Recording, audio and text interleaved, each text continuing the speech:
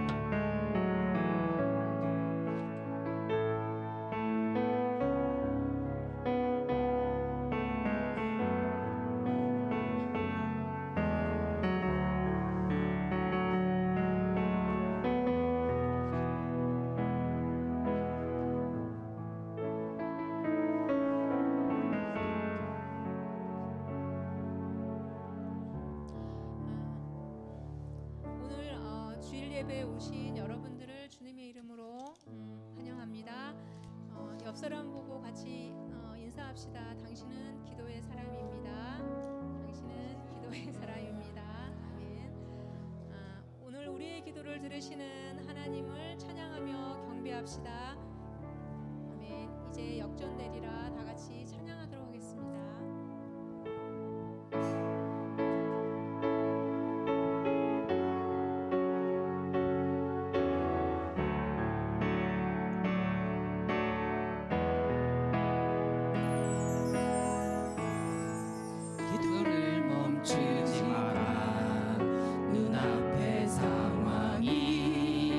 마음을 눌러도 원망치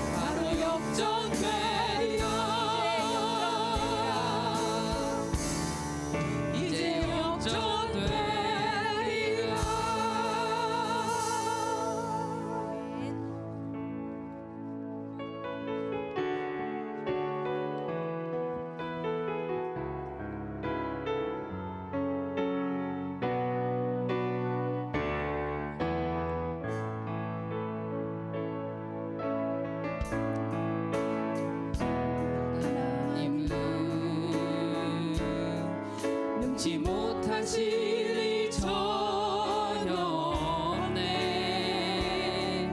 우리의 모든 간구도 우리의 모든 생각도 우리의 모든 꿈과 모든 소망도 신실하신 저의 주 하나님은 우리의 모든 괴로움 바꿀 수 있네. 불가능한 일 행하시고 죽은 자를 일으키시니 그를 이길 자 아무도 없네. 주의 말씀 의지하여 깊은 곳에 금을 던져 오늘 그가 놀라운 일을 이루시는 것 보라. 주의 말씀 의지하여 믿음으로 금을 던져 믿는 자에게 능치 못함 없네. 나의 주 하나님은 전능하신 나의 주 하나님은 능치 못하실 일 전혀 없네. 우리의 모든 간구도 우리의 모든 생각도 우리의 모든 꿈과 모든 소망도 신실하신 나의 주 하나님은 우리의 모든 괴로움 바꿀 수 있네.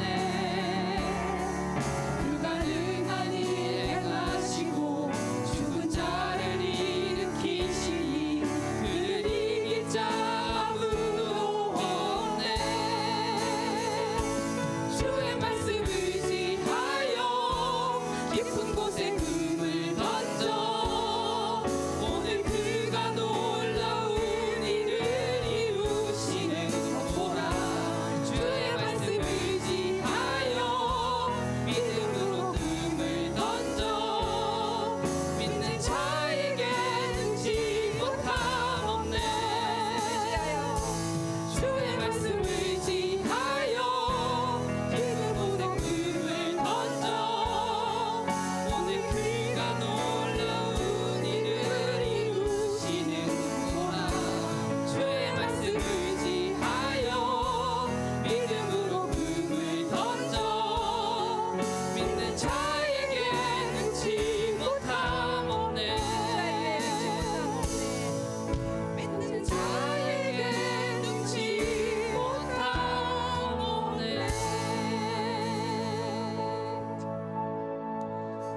네, 다 같이 박수 치면서 하나님을 찬양하겠습니다. 나로부터 시작되리.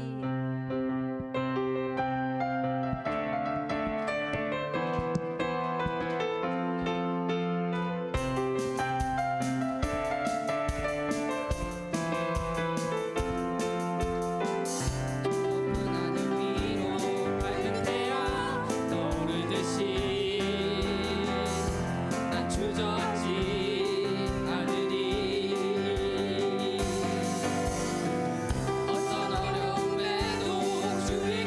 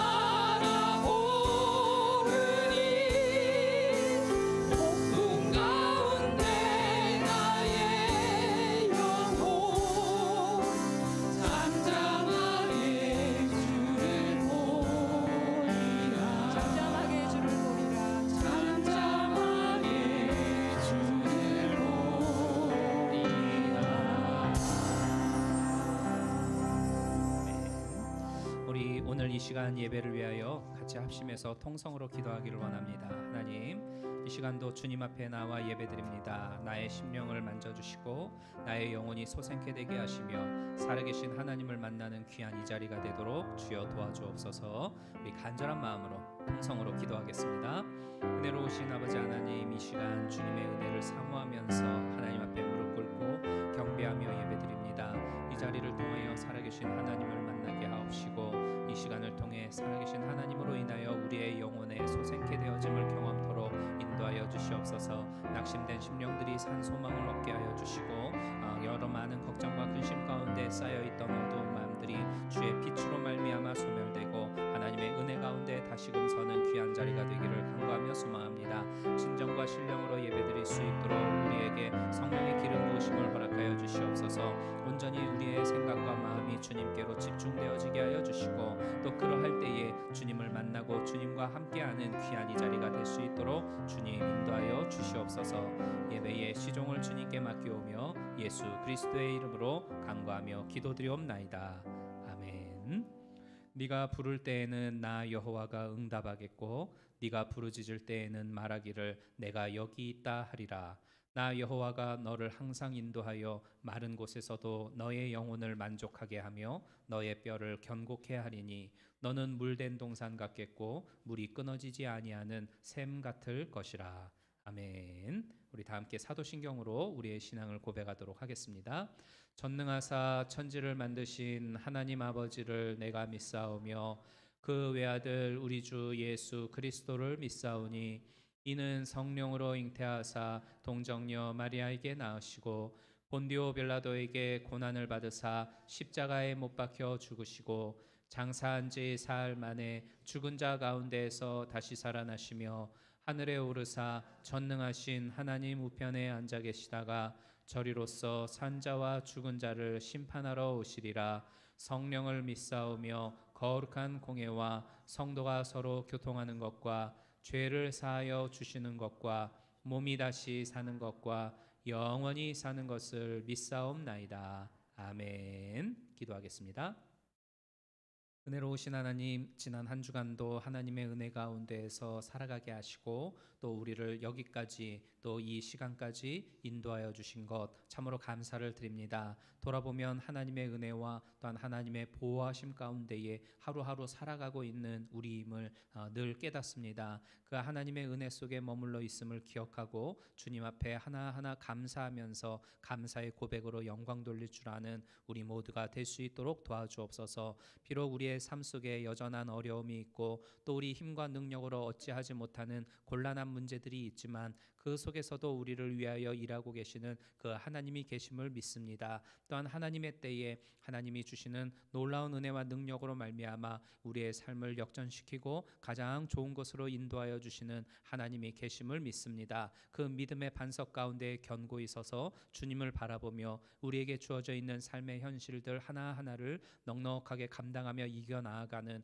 우리 모두가 될 수 있도록 도와주시옵소서. 늘 주님 앞에 겸손함으로 무릎을 꿇고 하나님의 은혜를 소망하며 살아가는 우리들 되어지게 하여 주시고 또한 주의 도움을 구할 때마다 우리를 붙들어 주시는 선하신 하나님의 손을 늘 경험하게 될 줄로 믿습니다. 하나님, 그럼에도 불구하고 여전히 우리 힘과 능력으로 어찌 해보려고 하는 우리의 교만함이 있고 또 하나님의 마음을 온전히 기쁘게 하지 못하는 여전한 죄됨이 우리 속에 있음을 발견하게 되어집니다. 우리의 입술로 우리의 생각과 마음으로 또 우리의 삶의 행동들로 인하여 하나님을 거스르게 하였던 순간순간들이 있음을 우리가 다시 한번 기억하고 말씀의 거울 앞에 비추어서 회개하며 우리의 마음의 옷을 찢고 주 앞에 겸손히 서는 우리 성도들 될 수 있도록 도와주옵소서. 그래야 주님 앞에 서서 거룩한 옷을 입고 거룩한 주의 이름을 부르기에 합당한 우리들 되어지게 하여 주시고 또한 주의 품으로 품어주시는 하나님의 놀라운 사랑을 다시금 경험하는 이 자리가 될 수 있도록 역사하여 주시옵소서.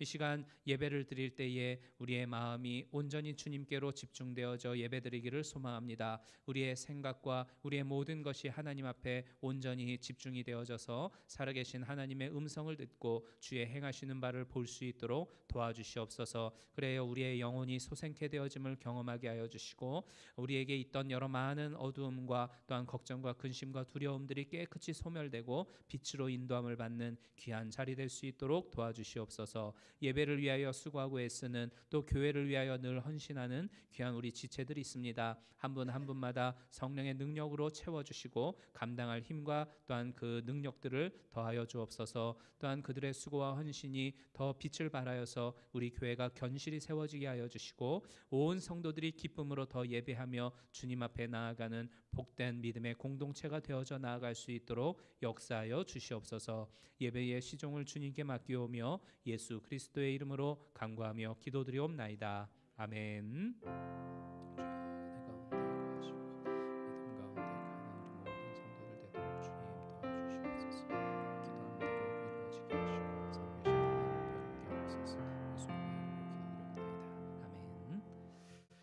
우리 오늘 말씀 같이 보도록 하겠습니다. 요한계시록 3장 14절부터 19절입니다.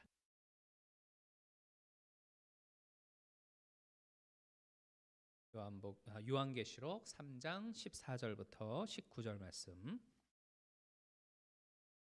우리 같이 읽어보도록 하겠습니다. 14절부터 19절입니다. 시작. 라오디게아 교회의 사자에게 편지하기를 아멘이시오, 충성되고 참된 증인이시오, 하나님의 창조의 근본이신 이가 가라사대 내가 네 행위를 아노니 네가 차지도 아니하고 더웁지도 아니하도다. 네가 차든지 더웁든지 하기를 원하노라. 네가 이같이 미지근하여 더웁지도 아니하고 차지도 아니하니 내 입에서 너를 토하여 내치리라. 네가 말하기를 나는 부자라 부유하여 부족한 것이 없다 하나 내 곤고한 것과 가련한 것과 가난한 것과 눈먼 것과 벌거벗은 것을 알지 못하도다. 내가 너를 권하노니 네게서 불로 연단한 금을 사서 부유하게 하고 흰옷을 사서 입어 벌거벗은 수치를 보이지 않게 하고 안약을 사서 눈에 발라 보게 하라. 무릇 내가 사랑하는 자를 책망하여 징계하노니 그러므로 네가 열심을 내라 회개하라. 아멘. 자, 오늘 이 본문을 가지고 차든지 더웁든지라는 제목으로 함께 은혜를 나누도록 하겠습니다. 2000여 년 전에 소아시아 지역, 그러니까 오늘날로 치면 이 소아시아는 터키인데요. 저 사진에 이제 나올 텐데 바로 저 지역에는 대표적인 교회 7개가 존재를 하고 있었습니다. 그 7개 가운데에서 하나가 바로 오늘 본문에 등장하는 라오디게아 교회입니다. 저 파란색 글씨로 쓰여져 있는 라오디게아인데 저 라오디게아 교회를 이해할 때에는 바로 그 위에 있는 히에라볼리라고 하는 지역과 또 그 밑에 있는 골로새라고 하는 지역, 요 세 개를 같이 합쳐서 이해를 하는 것이 좋습니다. 우리 교회가 이 아이다호 스테이트 안에서 특별히 보이지 지역에 있기 때문에 보이지 한인 침례교회라고 이름이 붙어 있는 것처럼 저 라오디게아 교회는 저 소아시아에, 그러니까 오늘날 터키 지역에서 그 가운데에도 라오디게아라고 하는 지역에 교회가 세워져 있었기 때문에 저 교회를 라오디게아 교회라고 이야기를 했던 거죠. 불렀던 거죠. 이 라오디게아 교회에는 크게 세 가지가 유명한 것이 있었습니다. 첫 번째는 월스트리트 하면은 막 은행이 생각나고 막 그 주식하는 사람들이 생각나고 하는 것처럼 이 라오디게아 지역은 그 당시 금융으로 굉장히 유명한 곳이었었습니다. 그러니까 쉽게 말하면 돈이 많았던 지역이다라고 이해를 하기가 쉬워요. 얼마나 돈이 많았던지 약 AD 71년경에 저 지역에 큰 지진이 일어나가지고 모든 게 다 쑥대밭이 된 적이 있었어요. 그래서 로마의 황제인 네로가 우리가 너네들 재정적으로 도와줄게, 얼마가 필요해 하면서 이제 서포트를 해주려고 제안을 합니다. 근데 저 라오디게아 지역에서 우리 괜찮아, 우리 돈 많아, 우리 힘으로 할 거야 이러면서 자기들이 가지고 있는 그 재력으로만 도시를 재건하는 일이 있을 만큼 그만큼 돈이 많았어요. 둘째는 패션 산업으로 아주 유명한 지역이었습니다. 저 지역은 푸른 초장이 아주 넓게 뻗쳐 있어가지고 양을 이용한 그 산업이 아주 발달했어요. 특별히 그 윤기가 막 잘잘 흐르는 그 최고급 양털하고 가죽을 가지고 옷을 만들었는데 이 당시 그래서 저 지역이 이제 패션을 주도하는 아주 유명한 곳이었고 그러다 보니까는 자연스럽게 그 산업이라든가 문화라든가 하는 그러한 그 생활이 타 지역보다 월등하게 뛰어난 지역이 바로 저 라우디게아 지역이었었습니다. 세 번째는 의료 기술이 아주 탁월했는데요. 저 지역에는 명문 의과대학이 있었어요. 그 중에서도 안과에 아주 탁월한 그 능력 있는 그것으로 유명을 했는데 저 그 라우디게아 지역에 있는 그 대학에서 나오는 안과 거기에서 이 프리기안이라고 하는 안약이 있었는데 이 프리기안이라고 하는 안약만 바르면 웬만한 눈의 질병은 깨끗이 나을 만큼 그렇게 탁월한 명약이었다고 합니다. 그러니까는 저 라우디게아는 물질적으로 굉장히 풍요롭고 또 그럼으로 인해서 누릴 수 있는 그 문화적인 질도 타 지역보다도 훨씬 높았어요. 그리고 저 지역에 유명한 의과 대학이 있다 보니까 이 지역의 사람들은 큰 자부심을 가지고서 저곳에서 살아가고 있었습니다. 이 라우디게아 교회는 어떻게 시작이 되어졌냐면 눈바라고 하는 여성이 있었어요. 근데 이 눈바라고 하는 여성이 주변에 있는 그리스도인들을 자기 집에다가 초대해서 그곳에서 예배를 드리면서 그 교회가 시작이 되어졌어요. 마치 옛날 우리 보이지 한인 침례교회가 저 대학 그 권사님 무슨 대학이었죠? 저기가? 아니요. 그 우리 교회가 시작되어진 그 유니버시티 철치였죠. 그죠? 유니버시티 철치에서 우리 한인들이 몇 명 모여가지고 시작이 되어진 게 바로 우리 교회의 처음 역사였던 것처럼 눈바라고 하는 여성이 자기 집을 오픈하면서 자기 집에 모여서 예배를 드림으로써 라우디게아 교회가 시작이 되어졌던 거예요. 그러니까 그 한 사람의 헌신을 통해서 이 라우디게아 교회가 시작이 되어지고 시간이 가면서 점점 이 라우디게아 교회는 양적으로 성장을 하게 되어집니다. 그리고 저 지역의 특성상 그 라우디게아 교회의 성도들은 부유층의 사람들로 채워지게 되어지고요. 지적 수준이라든지 뭐 문화적인 어떤 그 수준이 높은 사람들이 교회에 모이게 되면서 마침내는 세상적으로 볼 때에 전혀 부족함이 없는 모든 게 넘쳐나는 저 지역의 대표 주자격의 교회로 성장을 하게 되어지죠. 따라서 당연히 저 라우디게아 교회의 성도들은 우리는 부자야. 우리 교회는 모든 게 풍성하고 넘쳐나고 우리는 부족한 것이 없어 하면서 큰 자부심을 가지고 신앙생활을 하고 있었습니다. 그런데 반대로 예수님은 바로 저 라우디게아 교회의 성도들을 향해서 15절과 16절에 이렇게 말씀하죠. 네가 차든지 더웁든지 하기를 원하노라. 네가 이같이 미지근하여 더웁지도 아니하고 차지도 아니하니 내 입에서 너를 토하여 내치리라. 그러니까 너희들을 다 내어 버려버리겠다. 이런 말씀을 하시는 겁니다. 종종 이 말씀에 대해서 어떤 분들은 이제 뭐 차옵든지 더웁든지 해라. 이 말씀에서 어떤 오해가 발생하냐면 이런 거예요. 너 열심을 내서 최선을 다해 하든지 아니면 아예 시작하지 마. 이런 식으로 이해를 하는 거죠.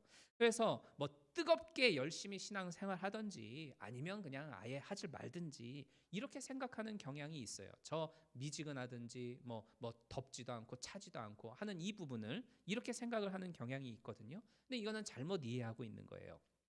저 라우디게아 지역에는 여러 많은 것들이 풍성했지만 한 가지 모자라는 게 있었어요. 그게 뭐냐면 바로 물이었습니다.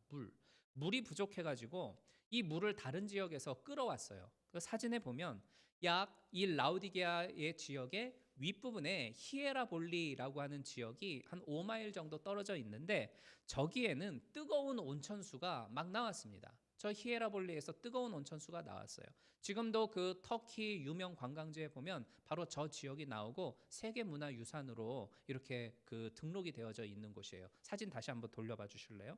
근데 저 뜨거운 물을 수로를 통해 가지고 끌고 이제 그 라우디게아 지역까지 이 물을 가져오는 거예요.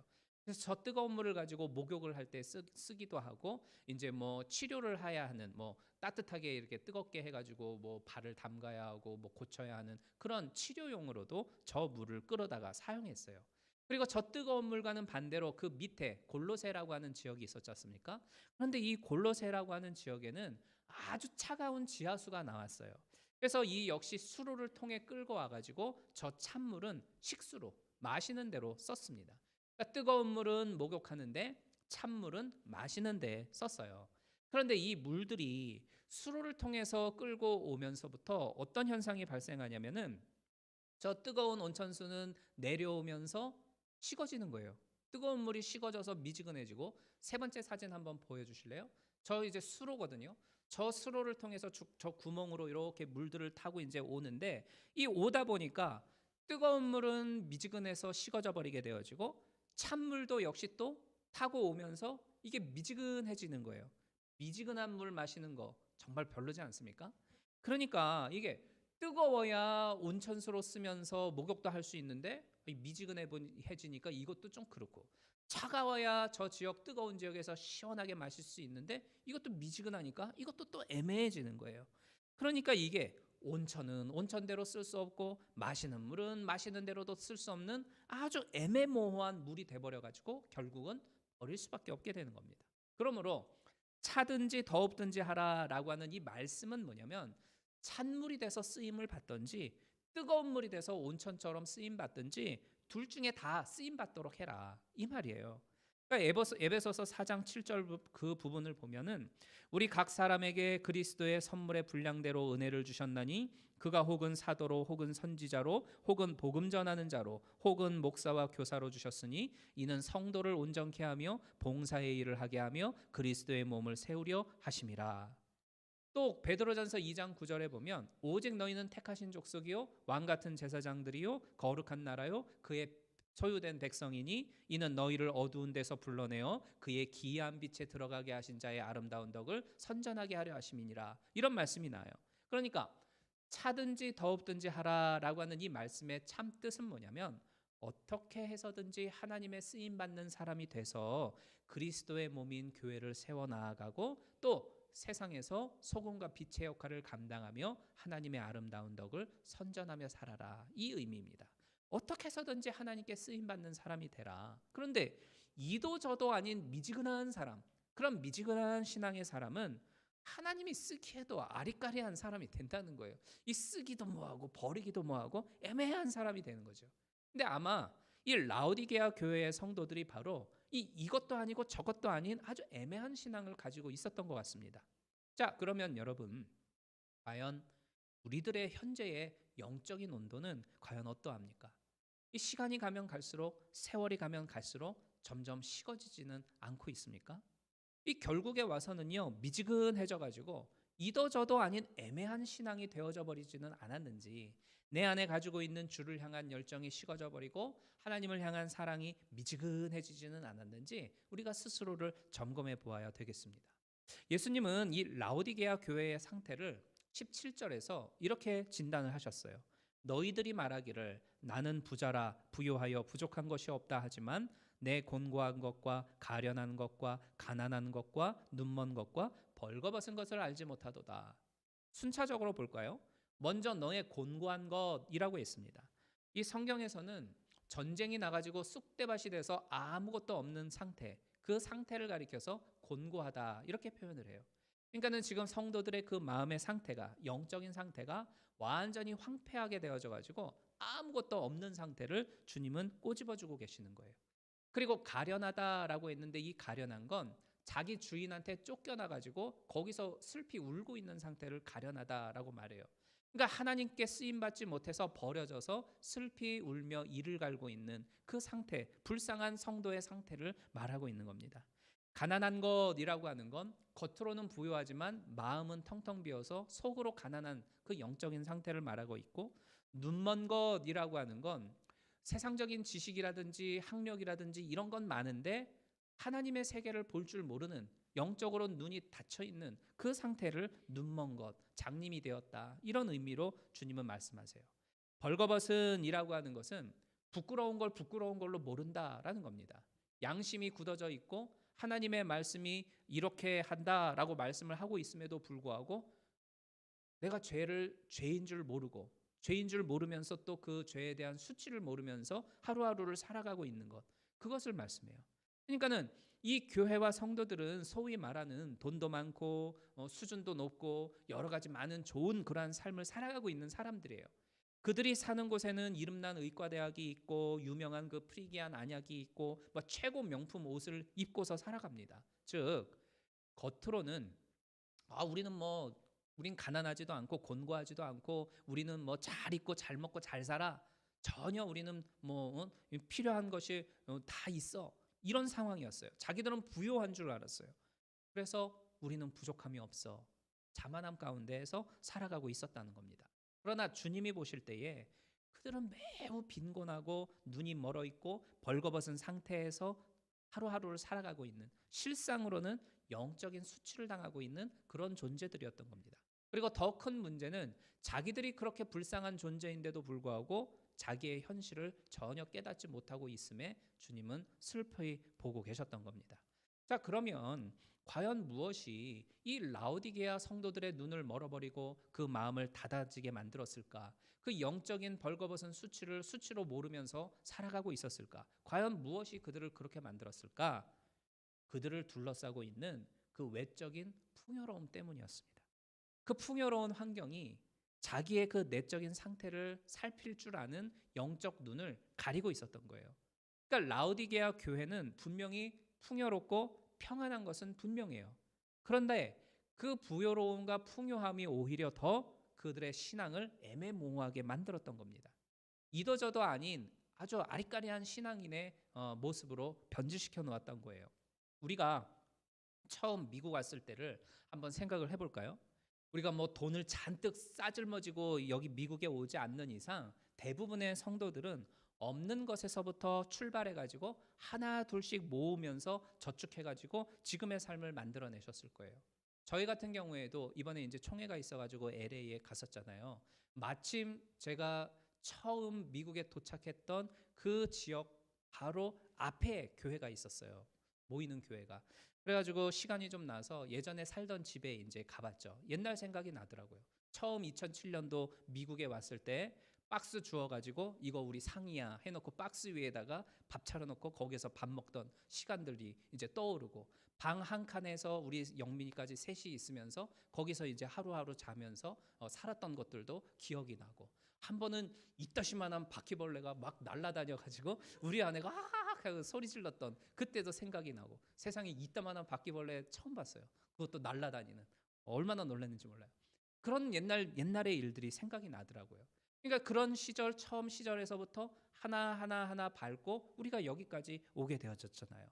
그러니까는 예전에 비하면 우리들은 훨씬 지금이 더 풍요롭고 많은 것을 가지고 있고 부족함이 없이 하루하루를 살아가고 있어요.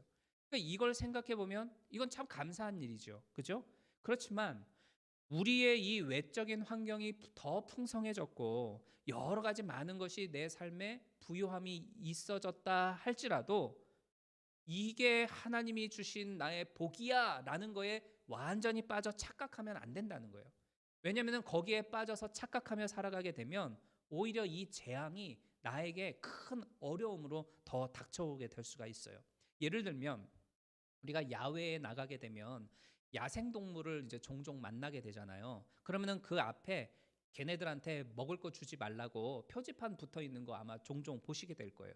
여러 가지 이유들이 있겠죠. 그런데 그 중에 하나가 우리가 주는 음식들을 얘네들이 받아먹기 시작을 하면 자기들 스스로 먹이를 찾으려고 하지를 않는 거예요. 사람이 주는 게 훨씬 쉽게 먹이 얻을 수 있고 더 맛있잖아요. 그러니까는 이 편안함과 단맛에 취해버려 가지고 사람이 주지 않으면 자기 스스로 먹을 것을 찾지 않기 때문에 음식 주지 마세요. 이렇게 이야기를 하는 겁니다. 근데 사람도 똑같아요. 이 삶에 있어서 평안함이 찾아오면 이 평안함은 우리에게 안일함을 가져다 줍니다. 그리고 안일함이라고 하는 건 갈급함을 무디게 만들어요. 그리고 이 무뎌짐이라고 하는 건 그냥 오늘 적당히 살지 뭐 이렇게 돼버려요. 적당히 신앙생활하고 적당히 뭐 하나님 믿지 뭐 이 적당함을 습관화시키게 만듭니다.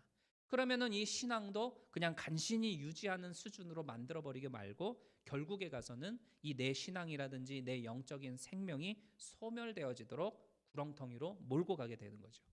다윗을 한번 생각해 볼까요? 하나님의 마음을 흡족해 한 사람이라고 칭찬을 받는 이 다윗조차도 그 생애에 큰 범죄의 오명을 남기지 않습니까? 밧세바를 범하고 그의 남편인 우리아를 죽였던 사건이에요. 그런데 이 사건은 사무엘하 11장에서 시작이 되어지거든요. 그런데 이 사무엘하 11장은 어떻게 시작이 되어지냐면 그 1장을 영어 성경으로 보면 in the spring 이렇게 시작해요. in the spring, 봄에, 봄날에 그런 뜻이죠. 이 당시에 이 다윗은 이스라엘을 평화통일하고 아름다운 궁전을 지었어요. 쉽게 말하면 자기를 위한 거대한 저택을 지었다는 거죠. 그리고 블레셋을 비롯해서 주변에 있는 여러 많은 나라들을 다 정복하고 태평성대를 시작하였던 그 시점이었어요. 다윗의 인생에 있어서 정말로 드디어 봄날이 찾아온 거였어요. 그 봄날, in the spring, 그 봄의 따스함이 다윗에게 찾아왔을 때 그 따스함이 이 다윗을 무너뜨리게 하는 결정적인 한 방이 되어졌던 겁니다. 19세기 영국의 역사학자이자 그 프랑스 혁명사라고 하는 유명한 책을 쓴 토마스 칼라일이라고 하는 사람이 있죠. 이 토마스 칼라일은 이런 말을 합니다. 역경을 견뎌내는 사람이 100명이라고 한다면 부요함을 견뎌낼 수 있는 사람은 한 명밖에 없다. 이런 말을 해요. 이게 무슨 의미일까요? 고난이 주어졌을 때 그 고난의 때에는 하나님을 바라보는 믿음을 가지고 이겨낼 수 있는 사람이 100명이라고 치면 부요로워지고 더 많은 걸 소유하게 되었을 때에 그때에 자기 믿음을 지킬 수 있는 사람은 한 사람밖에 없다. 바로 그런 의미 아니겠습니까? 다윗이 바로 그런 존재였다는 거죠. 이 사람은 풍요로워지면 풍요로워질수록 하나님께로 더 가까이 다가가는 것이 아니라 도리어 점점점 등을 지고 반대로 가는 존재예요. 그러다 어느 시점에 도달하게 되면 내가 겉으로는 하나님 섬기고 있는 것 같아 보이지만 내 안에는 내 내적으로는 영적인 결핍함을 하나님 없는 사람처럼 그렇게 살아가게 되는 걸 우리가 경험하게 되어집니다. 이걸 잘 아는 하나님은 호세아 13장에서 내가 광야의 메마른 땅에서 너를 보살펴 주었으나 네가 실컷 먹고 배부른 다음에는 교만하여져서 나를 잊어버렸다. 이렇게 한탄하시면서 그런 우리들의 모습을 안타깝게 바라보는 하나님의 마음을 이렇게 기술해 주고 있어요. 저는 우리 모두가 겉모습에 있어서의 풍성함에 만족해하지 말고 내 내면의 영적인 실상을 한 번씩 들여다보기를 바랍니다. 그래서 나의 영적인 수준, 나의 어떤 그 영적인 그 형편 이러한 것들을 바르게 살펴보면서 늘 다시금 점검해서 주님께로 쓰임 받을 수 있는 우리 모두가 되기를 주님의 이름으로 축원합니다. 그리고 주님은 자신의 그 영적인 실상을 온전히 바라보았다면 이제는 이렇게 하라라면서 우리에게 구체적으로 18절에서 제시해 주고 계세요. 18절 말씀 우리 같이 한번 읽어보도록 하겠습니다. 시작. 권하노니 내게서 불로 연단한 금을 사서 부요하게 하고 흰옷을 사서 입어 벌거벗은 수치를 보이지 않게 하고 안약을 사서 눈에 발라 보게 하라. 여기엔 세 가지 처방이 나옵니다. 첫 번째는 뭐냐면 불로 연단한 금을 사서 부요하게 하라입니다. 불로 연단한다라고 하는 건 희생을 하고 수고하고 열심을 다하면서 스스로를 채찍질해라 이 이야기예요. 금이라고 하는 건 순수하고 값진 믿음을 말합니다. 그러니까 희생과 수고와 헌신과 열심을 통해서 값진 믿음을 소유하여 영적인 부요함을 누려라라는 겁니다. 아마 이 라오디게아 성도들은 교회나 주님을 향한 희생이라든지 수고라든지 열심이라든지 헌신 이러한 것들은 회피하면서 쉬우면서 그냥 편안한 신앙생활을 추구하려고 했던 것 같아요. 그러니까 다른 성도들이나 뭐 교회를 위해서 부담 갖는 것은 원치 않고 그런 건 부담스럽고 내가 믿기는 믿어야 되겠으니까 편히 믿고 쉽게 하려고 하는 그러한 스타일을 가지고 있는 신앙인들이었던 것 같습니다. 그런데 이런 신앙을 가지고서는 결코 자기 믿음을 부유하게 만들 수가 없다는 것이죠. 그래서 주님은 우리에게 희생과 수고와 고난을 통해서 살아. 무언가를 살 때에는 그만한 합당한 대가를 치러야 되잖아요.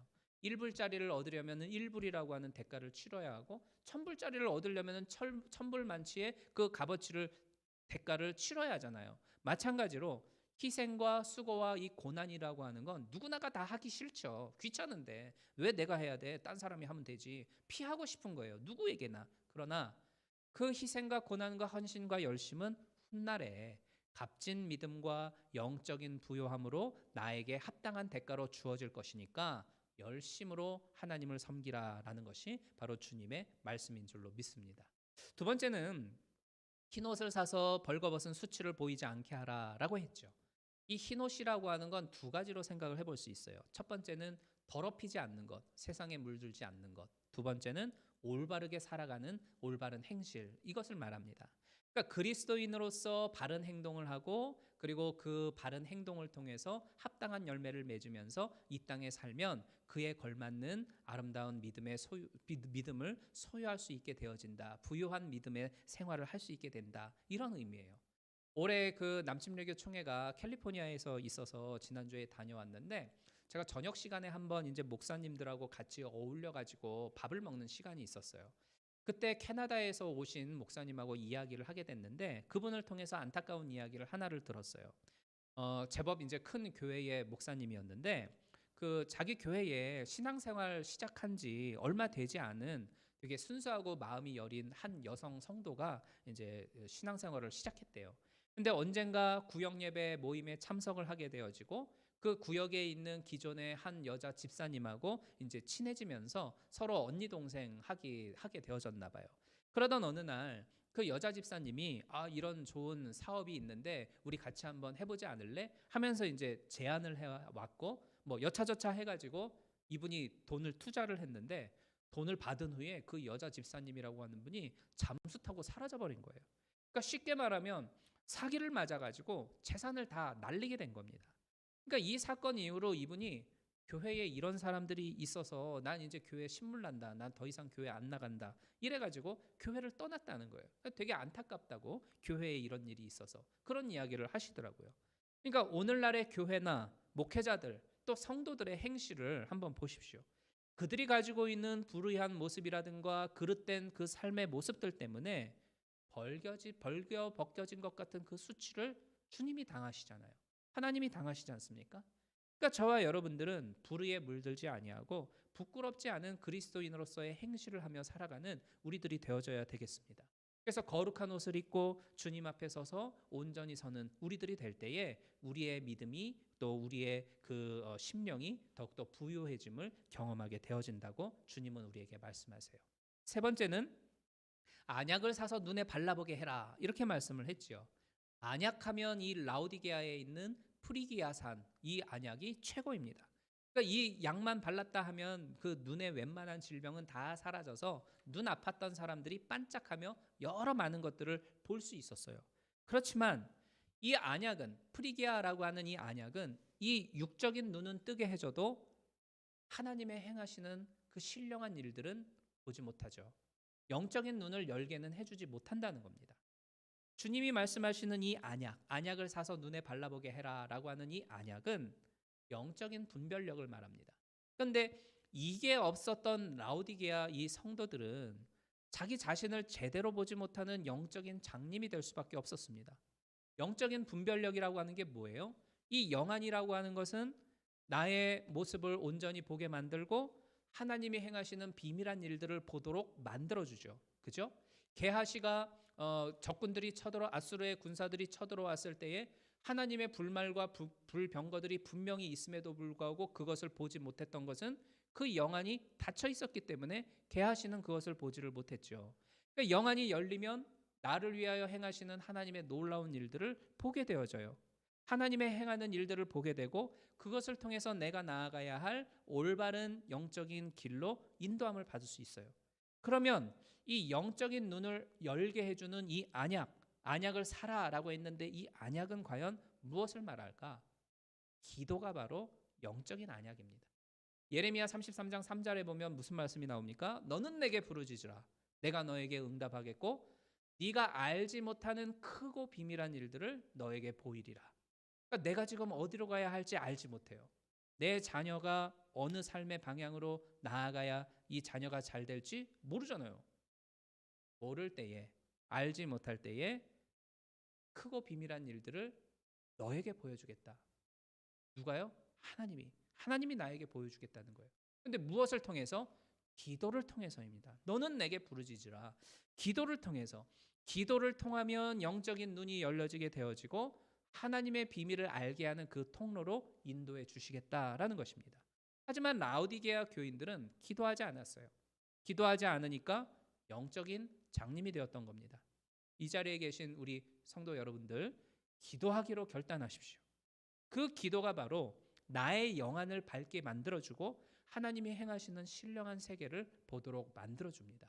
기도에 힘쓰고 그 기도의 안약을 통해서 영안이 열려지는 것을 경험하게 되기를 주님의 이름으로 축복합니다. 이 세 가지의 방법을 제시해 주신 주님은 19절에서 이렇게 말씀하죠. 내가 사랑하는 자를 책망하여 징계하노니. 주님께서 내가 내 입에서 너를 토하여 내치리라 하면서 막 무섭게 말씀하셨잖아요. 그런데 이렇게 꾸지람하는 건 내가 정말 너 쫓아낼 거야, 너 망하게 할 거야, 이러려고 하는 게 아니라 여전히 우리를 사랑하시기 때문입니다. 그래서 그 꾸지람을 통해, 그 혼내김을 통해서 우리에게 새로운 기회를 주시려고 말씀하시는 거죠. 그래서 이렇게 말씀해요. 그러므로 네가 무엇을 해라? 열심을 내라. 네가 열심을 내라. 지금까지의 그 풍성함으로 인하여서 무사 안일해졌고 그리고 게을러졌고 나태하여졌다면 이제부터는 열심을 내라. 지금까지의 어떤 그 영적인 무능함에 빠져 있었고 게을러 있었고 나태하여 있었다면 그것에 대해서 회개하고 다시금 열심을 내라. 그 말씀입니다. 그리고 눈바라고 하는 한 여인의 헌신을 통해서 그 열심과 그리고 봉사를 통해서 교회가 시작이 되어졌던 것처럼 다시금 너희도 열심을 내라 라는 그런 말씀이죠. 그러면 21절에서의 말씀처럼 예수님께서 하나님의 보좌 우편에 앉아 계시듯이 바로 그 열심을 내어 주를 섬기는 그 사람을 하나님의 보좌 좌편에 앉혀주시고 그에게도 영광을 주겠다고 우리에게 약속을 해주고 계셔요. 사랑하는 여러분, 우리는 분명히 예전보다 겉으로 볼 때에는 더 풍요로워진 삶을 살아가고 있어요. 그죠? 참 감사한 일이죠. 그렇지만 도리어 그것이 나의 영적인 눈을 멀게 만들고 내 영혼의 벌거벗은 수치를 깨닫지 못하게 만들고 갈급함이 없는 신앙, 게으른 신앙, 그래가지고 내 믿음을 파멸로 끌고 가고 있는 것은 아닌지 우리 이 시간을 통해 스스로 점검해 보았으면 좋겠습니다. 사도 요한은 요한이서 1장 8절에서 이렇게 말씀해요. 현대인의 성경으로 보면 자신을 살펴 돌아보십시오. 그래서 여러분이 지금까지 상을 얻으려고 애쓴 그 수고가 수포로 돌아가지 않도록 하십시오. 그래야 주께서 주실 큰 상을 받을 수가 있습니다. 이렇게 이야기를 해요. 이 믿음을 위태롭게 하는 건 막 고난의 십자가를 지고 있을 때라든가 막 피 흘림의 핍박이 있을 때 그럴 때 내 믿음이 약해지는 거 절대 아닙니다. 풍요로워지고 안락해지고 편리해졌을 때 바로 그런 것을 추구하는 나의 본성이 내 믿음을 위협하는 가장 강력한 괴수가 되어져요. 그래서 우리는 늘 우리 스스로를 돌아보아야 됩니다. 그리고 자신을 돌아보고 열심을 내어 하나님 앞에 서야 되겠습니다. 그래서 주께서 주실 큰 상을 받고 하늘에서 별과 같이 빛나는 우리 모든 성도님들이 다 되시기를 주님의 이름으로 축복합니다. 우리 오늘 말씀 기억하면서 같이 합심해서 통성으로 기도하겠습니다. 하나님, 우리가 우리 스스로의 삶을 또 우리의 내면을 돌아보기를 원합니다. 어느덧 내 하나님을 향한 그 신앙의 열심이 식어져 버리지는 않았는지 또 주를 향한 사랑이 꺼져버리고 있지는 않는지 돌아보게 하여 주옵소서. 우리가 다시금 주를 향하여 헌신하며 수고하며 애쓰며 봉사하여서 하나님께 열심을 내게 하시고 또 그것으로 인하여서 주께서 예배해 놓으신 큰 은혜를 누리고 영광을 누리면서 살아가도록 주님 도와주옵소서. 우리 같이 한번 오늘 말씀 기억하며 합심해서 통성으로 기도하겠습니다. 은혜로우신 하나님, 오늘 계시록 3장의 말씀으로 우리 스스로의 모습을 돌아봅니다. 하나님, 이 땅에서의 안락함과 편안함에 취하여서 하나님을 향한 열심이 식어지고 주를 향한 사랑이 꺼져가고 있지는 않는지 돌아보게 하여 주시옵소서. 하나님, 우리 스스로를 다시금 하나님의 말씀의 거울 앞에 비추어 돌아보게 하시고 열심을 내어서 주를 섬기고 하나님의 교회를 일으키는 데 힘쓰는 우리 모두가 되게 하여 주시옵소서. 그래야 하나님, 이 마지막 때에 하나님께로 쓰임받는 귀한 존재가 되어 되어지게 하여 주시고 훗날 하나님 앞에 섰을 때에 잘하였다 충성된 종이라 인정받으면서 주께서 주시는 영광을 누리는 우리 모두가 되기를 간절히 간구하며 소망합니다. 게을러지지 아니하게 하시고 나태하여지지 아니하게 하여 주시고 온전히 열심을 내어서 하나님 앞에 서는 우리 모두가 될 수 있도록 주여 도와 주시옵소서. 기도를 통하여 하나님의 행하시는 놀라운 비밀들을 보게 하여 주시고 말씀의 거울 앞에 늘 스스로 우리의 행실을 비추어서 우리의 더럽고 추악한 모든 것들을 끊어버리고 불태워버릴 수 있도록 주님 도와 주시옵소서. 거룩한 옷을 입고 서서 하나님의 영광을 드러내는 복된 존재들 다 될 수 있도록 주여 도와 주시옵소서. 예수 그리스도의 이름으로 간구하며 기도드리옵나이다. 아멘.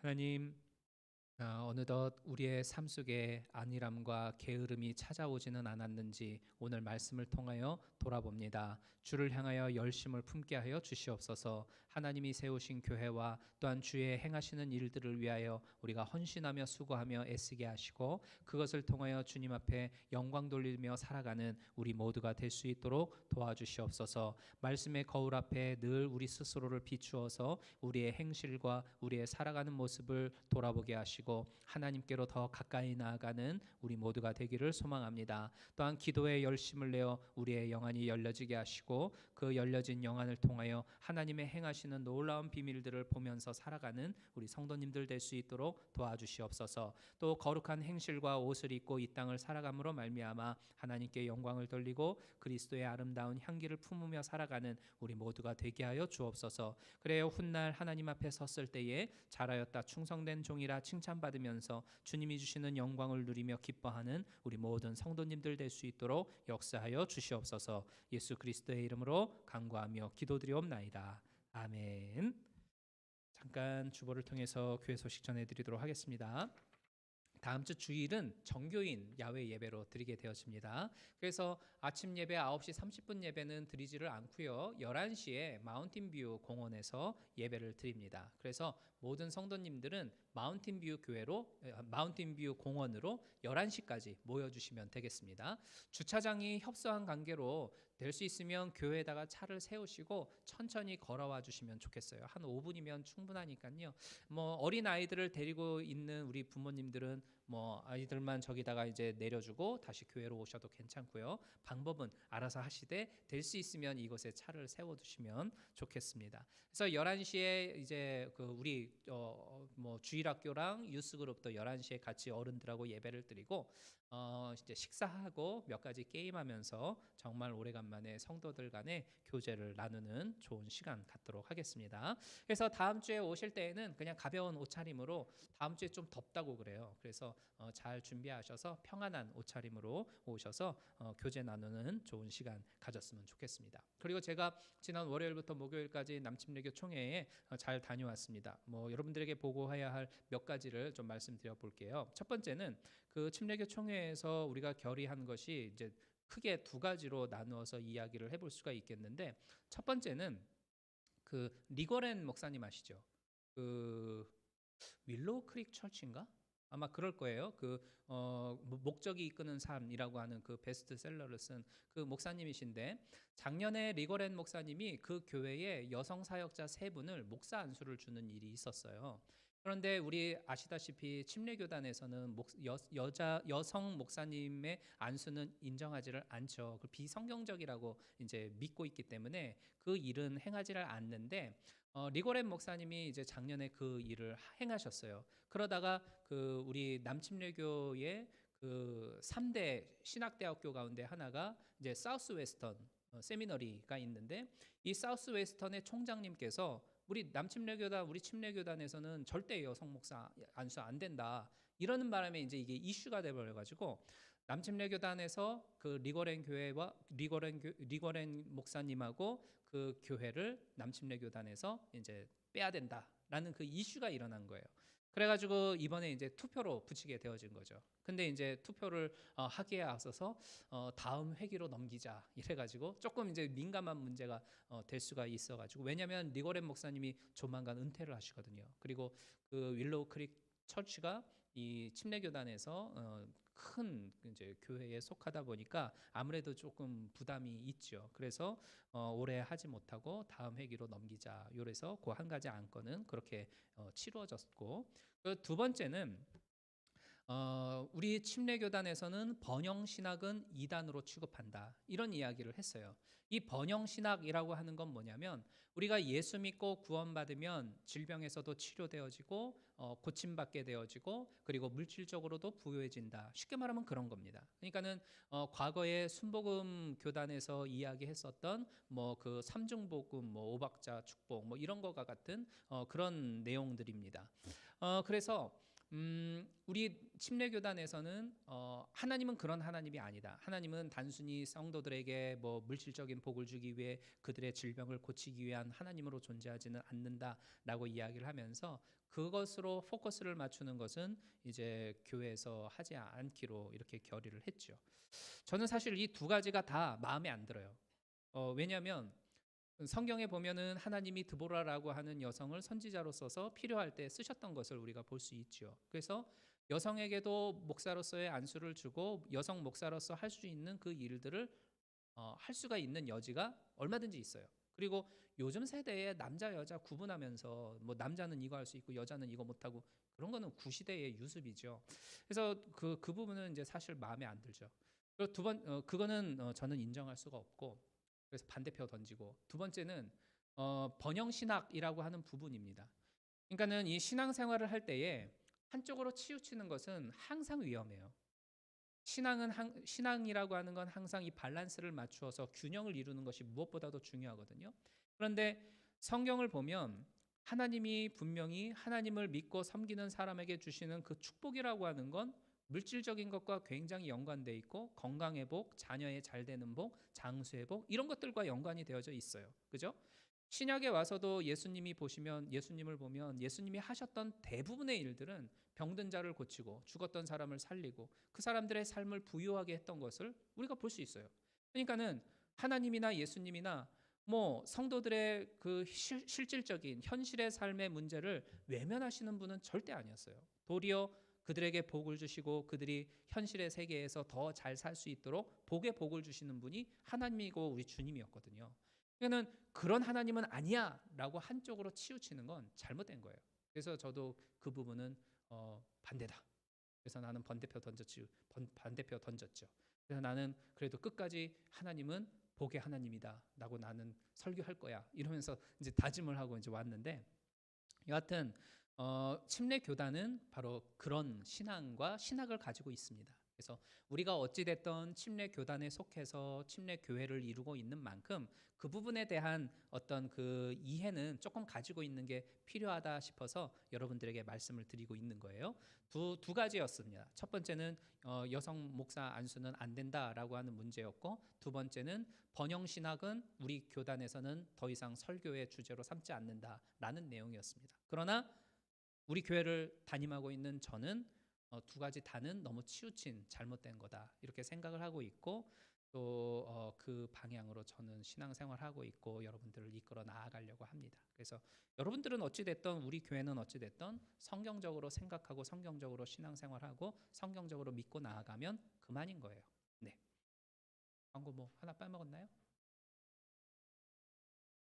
뭔데요? 아, 바뀌었어요? 그래요? 아무튼 리거렌 목사님이에요. 누군지 다 아시죠? 목적이 이끄는 삶이라고 하는 교회입니다. 그럼 리거렌 그러면은 그 윌로우 크릭 처치는 어디지? 그런 건가? 네. 아무튼 핵심은 뭔지 아시죠? 네. 알겠습니다. 자, 우리 찬송가 395장 찬양 드리시면서 준비하신 예물 하나님께 드리겠습니다.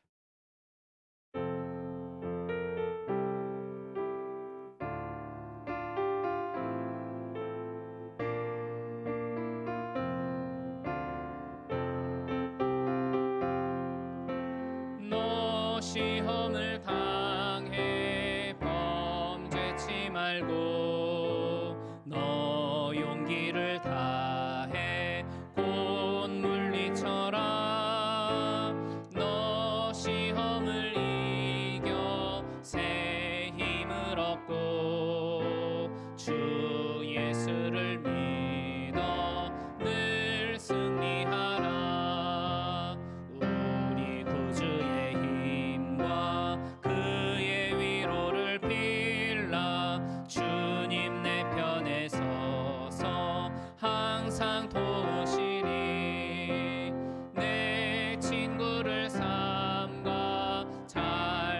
택하고 너행을 삼가 늘 조심하라. 너 열심을 다해 늘 충성하고 온 정성을 다해 주 봉사하라. 우리 구주의 힘과 그의 위로를 빌라. 주님 내 편에 서서 항상 도우시니 잘 이기는 자는 상 주시리니 너 낙심치 말고 늘 전진하라. 내 구세주 예수 힘 주시리니 주 예수를 믿어 늘 승리하라. 우리 구주의 힘과 그의 위로를 빌라. 주님 내 편에 서서 항상 도우시니. 아멘. 기도하겠습니다. 하나님, 지난 한 주간도 하나님의 은혜 가운데에서 보호받으며 살았음을 믿고 감사하는 마음을 담아서 주님 앞에 예물을 분별하여 드립니다. 드려진 손길마다 만복으로 갚아주시고 세상의 삶 가운데에 나아가 살아가면서 흘리는 땀방울 하나 속에서 30배, 60배, 100배의 수확을 거두게 하시는 좋으신 하나님을 경험할 수 있도록 도와주옵소서. 이삭이 애굽의 흉년 속에서도 수확하며 30배, 60배, 100배의 열매를 거두고 하나님 앞에 영광을 돌렸던 것처럼 바로 그러한 복된 삶이 우리에게도 주어지게 하여 주시고 또 그 하나님을 만났노라 간증하며 살아갈 수 있는 우리의 삶이 될 수 있도록 주님 인도하여 주시옵소서. 이제 새로운 한 주간을 맞이하게 되어집니다. 이 시간들 속에 우리 앞에 어떠한 일들이 펼쳐지게 될지 전혀 알 수 없지만 좋으신 하나님이 나와 함께하고 계심을 믿습니다. 그 하나님께서 우리의 길을 열어가고 계시고 그 날개 아래 우리를 거하며 보호하고 계시는 줄로 믿습니다. 그 하나님을 바라보며 담대함으로 한 걸음 한 걸음 내딛어 나아가게 하여 주시고 그렇게 삶의 지경을 넓혀서 하나님 앞에 영광 돌리며 살아가는 복된 우리 성도님들의 삶이 될 수 있도록 주님 인도하여 주시옵소서. 세상의 여러 가지 많은 악한 것들 가운데 물들지 아니하도록 늘 하나님의 말씀과 또한 기도함으로 스스로를 무장하게 하여 주시고 복음의 능력을 늘 경험하면서 하나님의 아름다운 덕을 선전하고 그리스도의 십자가를 세우며 살아갈 수 있는 믿음의 용사들 다 될 수 있도록 도와주시옵소서. 예수 그리스도의 이름으로 축복하며 기도드리옵나이다. 아멘. 우리 마지막 찬양으로 내 마음의 주를 향한 사랑이 찬양드리고 축도함으로 마치겠습니다.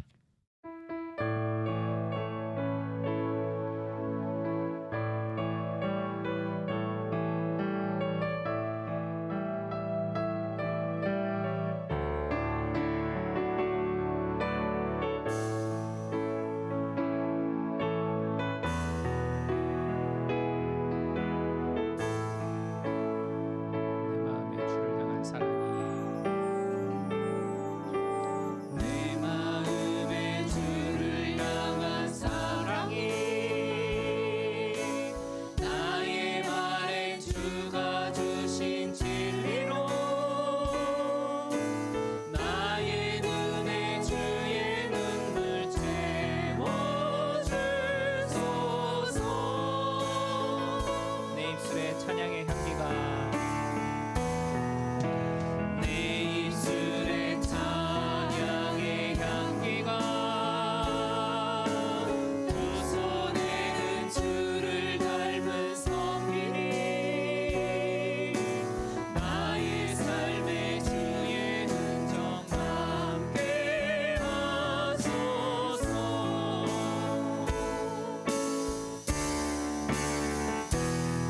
하나님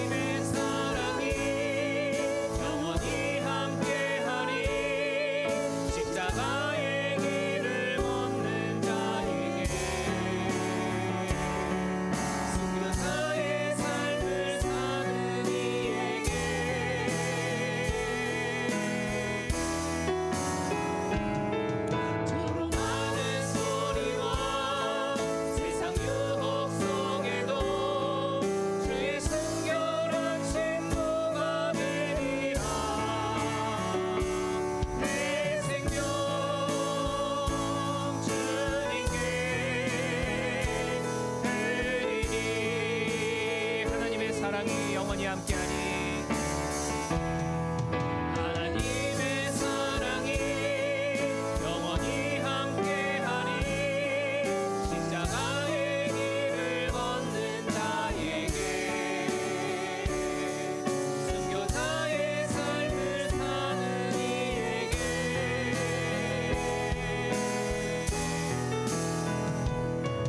서로 하는 소리와 세상 유혹 속에도 주의 순결한 친구가 되리라.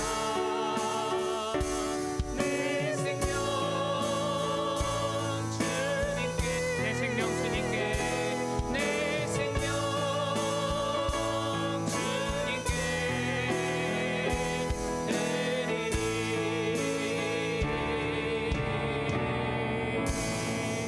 아멘.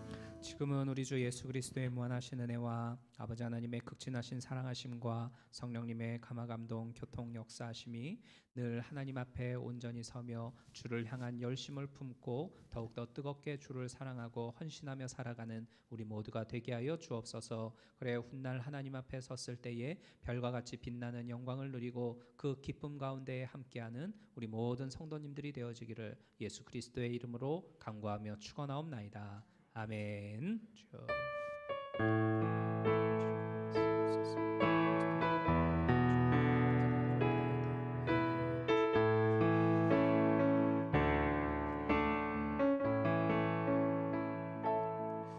하나님께 영광의 박수 돌리겠습니다. 네.